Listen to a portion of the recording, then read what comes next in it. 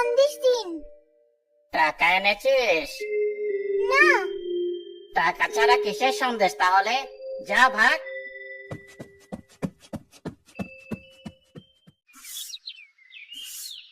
মা, মা,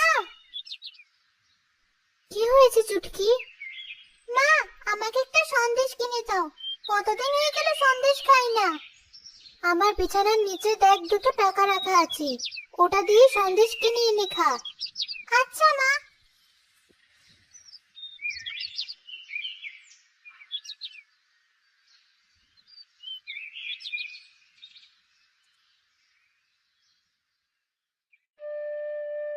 তুই আবার এসেছিস? বলছি না তোকে একবার যে টাকা ছাড়া কোনো সন্দেশ হবে না? তবু অযথা বারবার আমায় বিরক্ত করেই যাচ্ছিস। আপনি আমার সাথে এমন করছেন কেন? প্রথমবার না হয় বলে টাকা ছাড়া চলে এসেছিলাম, এবার তো ঠিকই টাকা নিয়ে এসেছি। তা আগে বলবি তো। দে সোনা, টাকাটা আমাকে দে। তোকে এখনই সন্দেশ দিচ্ছি। ওমা, এ তো দেখছি ছেঁড়া জোড়া তালে দেওয়া টাকা। মিষ্টি খাওয়ার লোভে ছেঁড়া টাকা দিয়ে আমার ব্যবসার ক্ষতি করতে চাইছিস, তাই না? আবার যদি আমার দোকানের আশেপাশেও তোকে দেখেছি, তোর ঠ্যাং দুটো ভেঙে হাতে তুলে দেব। ফকিরের বাচ্চারা আবার সন্দেশ খাওয়ার শখ।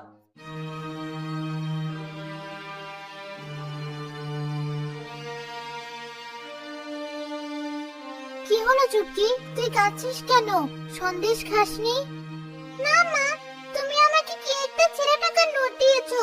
চাচা তো আমাকে সন্দেশ দেয়নি, উল্টো আরো আমাকে অপমান করে তাড়িয়ে দিয়েছে।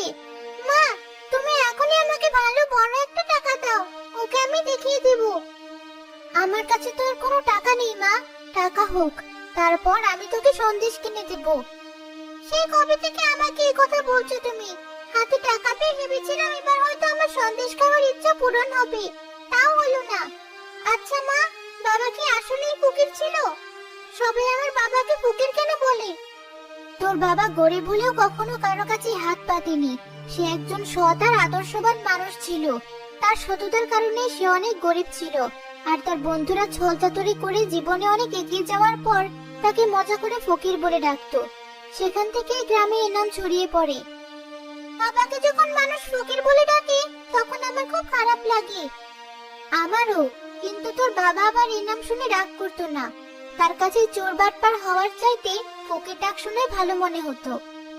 বাবা বেঁচে থাকলে কেউ আমাকে ফকিরের মেয়ে বলার সাহস পেত না, কারণ তোর বাবা তাদেরকে বলতো তুই একদিন অনেক বড় ডাক্তার হবি, সৎপথে টাকা রোজগার করবি আর গ্রামের মানুষদের সেবা করবি। তোর বাবা তোর নামে পরিচিত হবে, তুই তোর বাবার নামে না। আচ্ছা মা, আমার সন্দেশ খাওয়ার ইচ্ছে মিটে গেছে, আমি যাই, গিয়ে পড়তে বসি। আচ্ছা যা।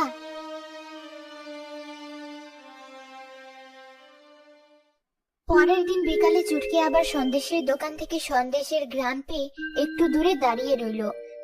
চুটকির স্কুলের মেয়েরা সেদিক দিয়ে যাচ্ছিল। চুটকির আর লজ্জা হবে না, এত কিছুর পরেও এখানে এসে ঠায় দাঁড়িয়ে আছি কেন? কি হয়েছে? জানিস না, চুটকি নাকি কাল এখানে সন্দেশ কিনতে এসে দুইবার অপমান হয়েছে, আর শেষে নাকি কাঁদতে কাঁদতে বাড়ি ফিরতে হয়েছে। বলিস কি? মাত্র 2 টাকা দিয়ে সন্দেশ কিনে খাবে, তারও মুরদ নেই? আরে দেখিস না, সে কত বছর আগে জামা পরে স্কুল পার করে দিল, সেখানে সন্দেশ খাওয়া তো ওর জন্য বিলাসিতা। আহারে বেচারি, ওর জন্য খুব কষ্ট হচ্ছে আমার। আজ আমি ওকে সন্দেশ খাওয়াবো, তোরা ওকে এখানে ডাকতো। পুলিশ কি? ওকে আমাদের সাথে দেখলে তো ক্লাসের অন্য মেয়েরা আমাদেরকে নিয়ে মজা করবে। কিছুই হবে না, তোরা ওকে ডাকতো।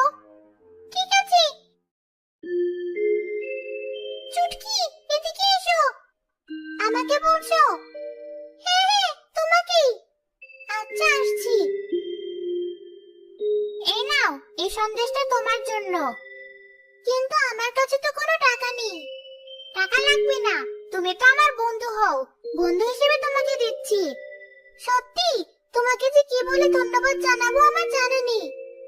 ধন্যবাদ দিতে হবে না, সন্দেশটা এখনো গরম, একটু ঠান্ডা হওয়ার পর খেও। আচ্ছা।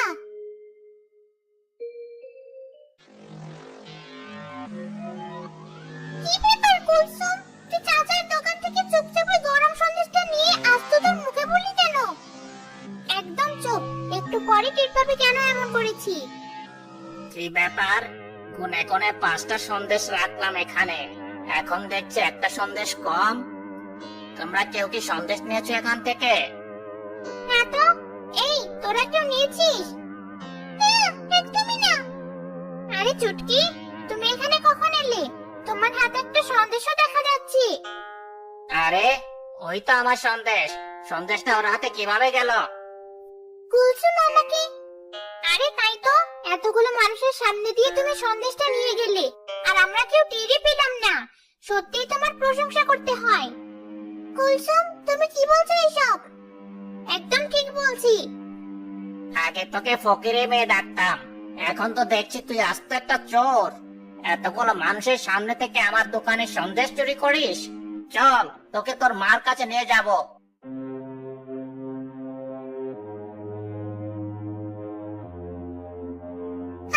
আমার কান ছাড়ুন বলছি, আমি চুরি করিনি। কুলসুম, তুমি সত্যিটা বলে দাও চাচাকে, কেন আমার সাথে এমন করছো? রাখ তোর কথা।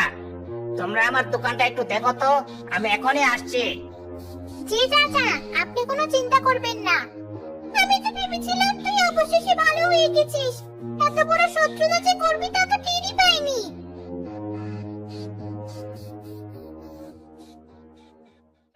দেখতে হবে না আমি কে, অত কাছাকাছি আমি করি না।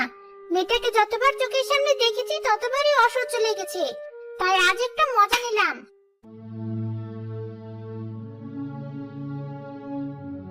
কই ছুটকির মা কই?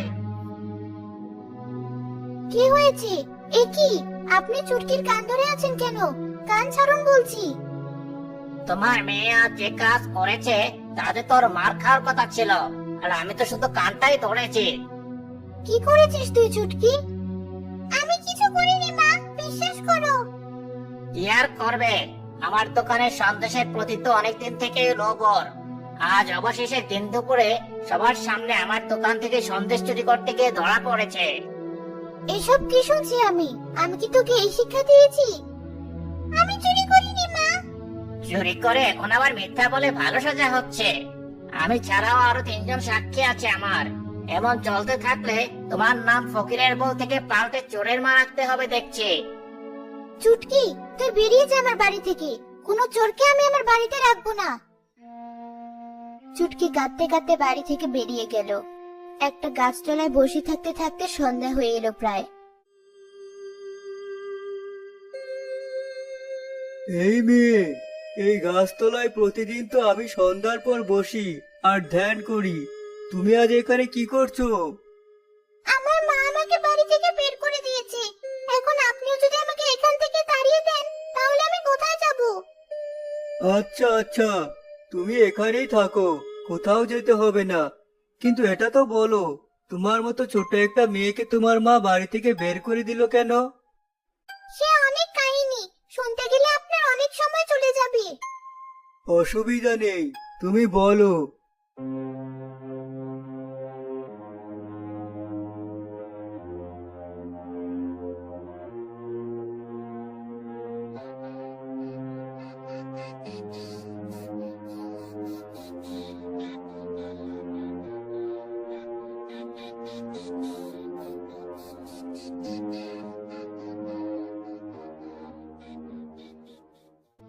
তারপর আমি বাড়ি ছেড়ে এখানে চলে এসেছি। বুঝলাম সব। আচ্ছা, তোমার বাবাকে সবাই কি বলে যেন ডাকলে বললে? ফকির। ও, মনে পড়েছে। ছেলেটা বেশ ভালো ছিল। আমাকে যখনই দেখতো জোর করে কিছু না কিছু খাওয়াতো। আর তুমি তার মেয়ে হয়ে সামান্য সন্দেশ খেতে পারছো না? এই নাও। সন্দেশ? সাধারণ কোনো সন্দেশ নয় এটা। এই সন্দেশে দাঁত বসালে তোমার দাঁত ভেঙে যাবে। তুমি এই সন্দেশটা নিয়ে তোমাদের বাড়ির উঠোনে পুঁতে দিবে আর সকাল সন্ধ্যা পানি দিবে। কিন্তু আমার মনে হয় না আমি আর বাড়ি ফিরে যেতে পারবো। মা তো আমাকে তাড়িয়ে দিয়েছে। এখন থেকে আমাকে রাস্তায় রাস্তায় ঘুরে বেড়াতে হবে আর গাছতলায় ঘুমোতে হবে। আমার কিন্তু তা মনে হয় না। আমার মনে হয় তোমার মা তার ভুল বুঝতে পেরেছে। আর এখন তোমাকে পাগলের মতো খুঁজে বেড়াচ্ছে। চুটকি, চুটকি কোথায় তুই? ওই তো, দেখেছো, বলতে না বলতে চলে এসেছে। যাও, এখন তোমার মার কাছে যাও। মা, এই যে আমি। চুটকি, আমার ভুল হয়ে গেছে। আমি আর কখনো এভাবে তোকে বাড়ি থেকে বের হতে বলবো না। আমি জানি তোর দ্বারা কখনো চুরি করা সম্ভব না, তবুও যে রাগের মাথায় এসব কেন বললাম। তোমাকে আর কিছু বলতে হবে না, বাড়ি চলো, খুব ক্ষুধা পেয়েছি। চুটকি বাড়ি যাওয়ার পর সন্দেশটা মাটিতে পুঁতে দিল আর সাধু বাবার কথা মতো সকাল সন্ধ্যা পানি দিতে লাগলো।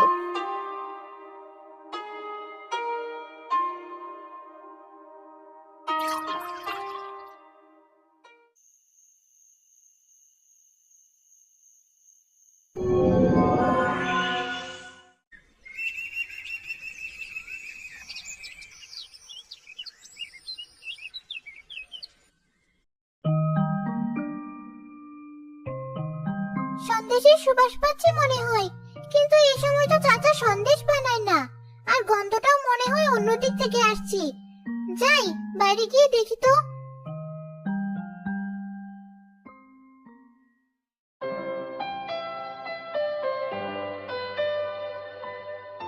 চুটকি, কোথায় গেলি তুই? এই তো মা, আমি এখানে। এদিকে এসে দেখে যাও কি হয়েছে। কি হলো, আবার কি করলি তুই? ও মা, এটা আবার কেমন গাছ? আর গাছে ওগুলো কি? সন্দেশ মা। এই নাও, খেয়ে দেখো।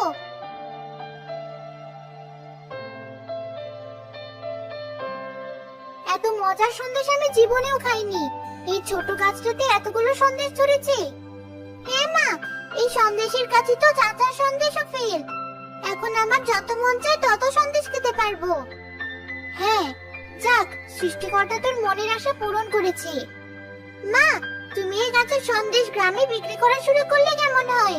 আমাদের অভাবও দূর হবে, আর ওই চাচাকেও দেখানো যাবে কত জানে কত চাল।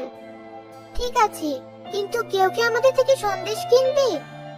কেন কিনবে না?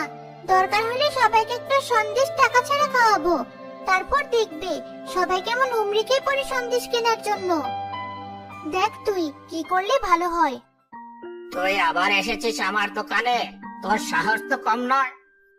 আজ সন্দেশ নিতে না, খাওয়াতে এসেছি। বড় করে হা করো। খেতে তো খারাপ না। কোথায় পেলে এই সন্দেশ? আমাদের বাড়ির সন্দেশ এটা, বাইরের কোথাও না। তোমার খেতে মন চাইলে চলে এসো আমাদের বাড়ি। চুটকিদের সন্দেশ গাছের সন্দেশ খেয়ে সবাই তাদের বাড়ি থেকে সন্দেশ কেনা শুরু করলো। সন্দেশ বিক্রেতাও বাধ্য হয়ে একদিন তাদের বাড়ি গেল। কি দিয়ে বানাও এত মজার সন্দেশ তোমরা? আমাকে বললে তোমরা যত টাকা চাও আমি দেব। লোভ দেখিয়ে কোনো লাভ নেই, আমরা আপনাকে কিছুই বলবো না। আপনি এখন আসতে পারেন।